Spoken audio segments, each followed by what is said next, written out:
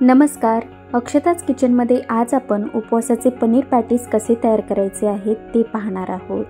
तर उपवासामध्ये प्रत्येक वेळी साबुदाणा खिचडी किंवा साबुदाणा वडे खाऊन जर कंटाळा आला असेल तर हे उपवासाचे पनीर पॅटीस तुम्ही नक्की ट्राय करायला हवेत। तर चला हे उपवासाचे पनीर पॅटीस कसे तयार करायचे आहे आणि त्यासोबतच ही जी शेंगदाण्याची चटणी आहे ती सुद्धा आपण यासोबत तयार करणार आहोत। तर चला रेसिपीला सुरुवात करूयात।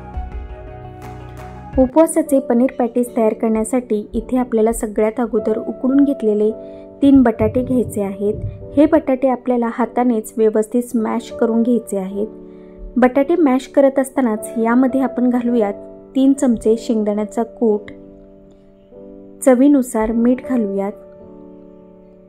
शेंगदाण्याचा कूट आणि मीठ बटाट्यामध्ये व्यवस्थित मिक्स करून घेतला की यामध्ये आपण 3 चमचे साबुदाण्याचे पीठ घालणार आहोत।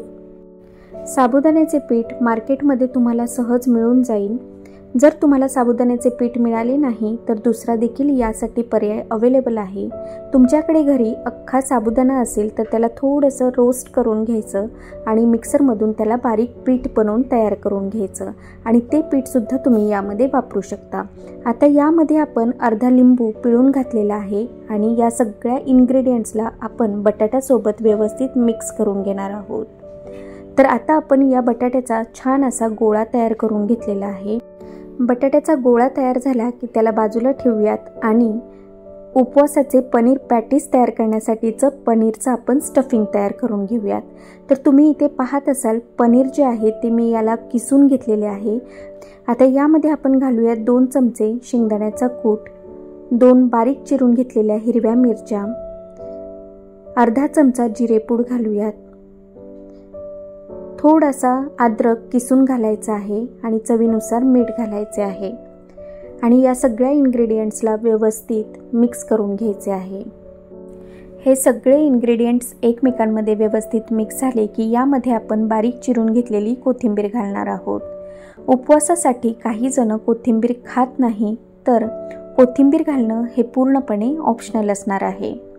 तर कोथिंबीर घातल्यानंतर याला व्यवस्थित मिक्स करून घेऊयात आणि जो आपण बटाट्याचा गोळा तयार करून घेतलेला होता तर त्याचा एक छोटासा लिंबा एवढा गोळा हातात घ्यायचा आणि हा गोळा तळव्यामध्ये ठेवून दोन्ही तळव्यांनी दाबत त्याला चपटे करून घेतले आहे आणि बोटाच्या मदतीने मध्यभागी त्याला खड्डा करून घ्यायचा आहे।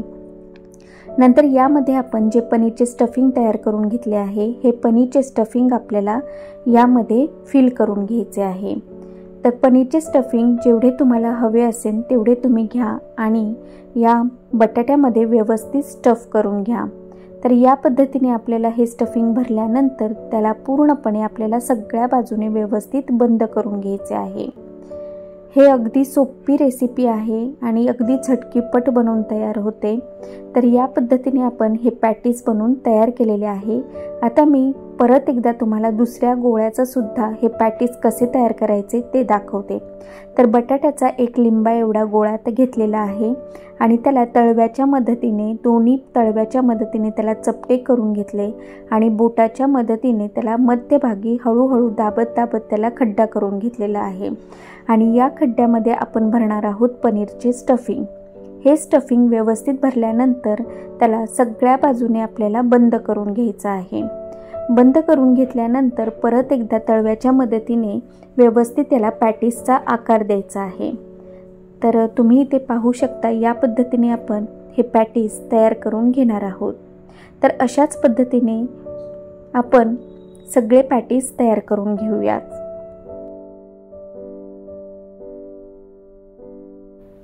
सगळे पॅटीस आपले बनवून तयार झालेले आहेत। आता आपण शेंगदाण्याच्या तेलामध्ये या सगळ्या पॅटीसला तळून घेणार आहोत। तर हे तयार केलेले जे पॅटीस आहे ते आपल्याला साबुदाण्याच्या पिठामध्ये असं घोळवून घ्यायचं आहे आणि इथे आपण शेंगदाण्याचं तेल छानपैकी गरम झाले की यामध्ये एक पॅटीस आपल्याला साबुदाण्याचं पीठ लावून या तेलामध्ये तळण्यासाठी सोडायचे आहे।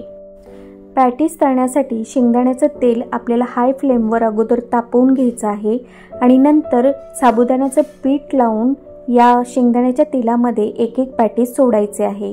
4 ते 5 पॅटीसचा स्लॉट तुम्ही एका वेळेस शेंगदाण्याच्या या तेलामध्ये सोडून छानपैकी हाय फ्लेमवर तळून घ्यायचे आहे। पॅटीस तळत असताना अशा पद्धतीने हळूहळू त्यावर तेल घालत घालत आपल्याला हाय फ्लेमवर हे सगळे पॅटीस गोल्डन ब्राऊन कलर, असा छान ब्राऊन कलर यायला हवा या पद्धतीने आपल्याला तळून घ्यायचे आहेत।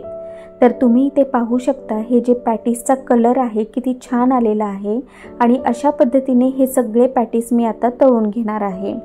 आता यासोबत आपल्याला उपवासाचे हे पनीरचे पॅटीस खाण्यासाठी लागणारी शेंगदाण्याची चटणी तयार करूयात।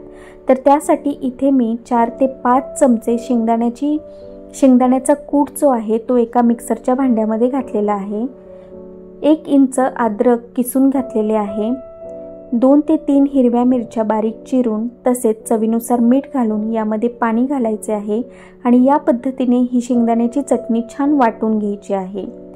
या शेंगदाण्याच्या चटणीवर आपल्याला जिऱ्याचा तडका द्यायचा आहे।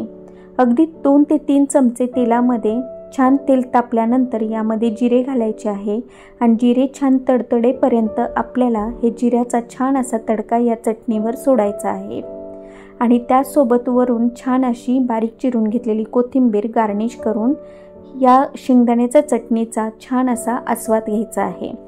तुम्ही सुद्धा उपवासासाठी असे क्रिस्पी कुरकुरीत असे उपवासाचे पनीर पॅटीस नक्की तयार करून पहा आणि त्यासोबतच अशी चटकदार शेंगदाण्याची चटणी सुद्धा नक्की तयार करून पहा। तुम्हाला आजचा व्हिडिओ कसा वाटला हे कमेंट करून नक्की सांगा। व्हिडिओ आवडल्यास व्हिडिओला लाईक करा, शेअर करा आणि चॅनेलवर नवीन असाल तर चॅनेलला नक्की सबस्क्राईब करा। पुन्हा आपण लवकरच भेटूयात पुढच्या व्हिडिओमध्ये।